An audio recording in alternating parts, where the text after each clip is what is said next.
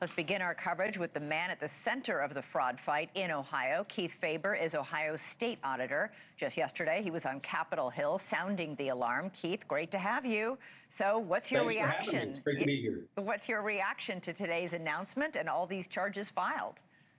Well, it's great to be having our federal partners weigh in. We have had an aggressive, since I've been auditor now since 2019, on 5 separate occasions, we've identified waste, fraud, and abuse in the Medicaid system. We've identified problems across government. I've identified more than $9 billion of waste, fraud, and abuse in government. This is an ongoing problem. We keep ringing the bell, and I'm glad that the feds are now paying attention. You keep ringing the bell. Why is nobody answering in all this time that you've been complaining that this is going on? Well, we have had some successes. Our Attorney General has prosecuted more than 1,200 individual Medicaid fraud during that time period. But look, the real problem is big government programs. When you've got a big government entitlement program, it shouldn't surprise anybody that fraudsters are going to try and take advantage of it. And we keep looking for those kind of control weaknesses. And unfortunately, the people who are running a lot of these programs are really slow to react. They seem more concerned about getting money out the door. And we certainly have seen that problem here in Ohio. But we're not alone. This isn't a Republican problem. It's not a Democrat problem. It's a big government problem. Yeah, Republicans have had a supermajority in Ohio for years. This isn't a party issue. It happens in both red states and in blue states. Yeah, that's correct. And when you look at where they're happening in Ohio, about 2 months ago, I flagged that we were seeing in Franklin County, which is a Columbus-run stronghold, you're seeing almost 40% of the entire state's home health care budget is spent, and 40% of that money goes to 2 zip codes out of the 63 in Franklin County. That clearly indicates something going on in those populations. We flag it, we identify the data, and now it's up to Medicaid and our prosecutors to go after the bad guys. Yeah, 40% is a lot. Is 40% of Ohio's population in those zip codes? No. Franklin County ought to have about 12%, 12 to 14%.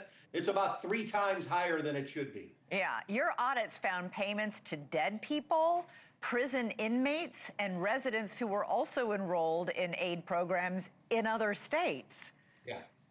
Yeah, we found about 15.6% of the entire state Medicaid population should be ineligible recipients. That's upwards of $4.4 billion in ineligible payments. Now, some of those people might just be a paperwork error or something simple, but the reality is the department ought to be flagging each and every one of those and going and doing better verifications. A lot of this is happening in home health care. Folks need help at home. They're sick, they're incapacitated for some reason, they're unable to care for themselves. And yet, by law, I believe, in half those cases, there must be home visits. Like, somebody needs to visit that place to make sure, in fact, somebody from home health care is showing up to do the home health care. Those kinds of random checks weren't happening? Yeah, that's part of it, but the bigger part is there's a program that they're supposed to be using called a VVF system that actually verifies through GPS tracking that the home health care worker is actually at the location they say they're at. In over 56% of the instances that we identified, those verifications were just ignored and not done. That's a real problem, and you see all kinds of concerns and potential for fraud when you're not doing the technological checks to verify that Betty Smith is getting services from the people that are claiming on giving her those services. Why wouldn't they do those checks? It's simple to just check the GPS to make sure that healthcare worker is showing up at that home where somebody says they're collecting payments or giving payments for this kind of service. Well, that's exactly the question we ask. And the responses we get back range from, oh, we have privacy concerns, to the system didn't work very well. This is a federally mandated system. So you mean to tell me there's not a good GPS-based system in all 50 states that you couldn't just buy? The state spent about $140 million developing the system they have. So this seems to me to be a bunch of bureaucratic excuses. But this is what we see in big government programs like this. When we flag things, we get a lot of pushback. Remember, people go to work for these departments. They're not in the business of telling people you can't have services. They're in the business of doing what they believe is helping people.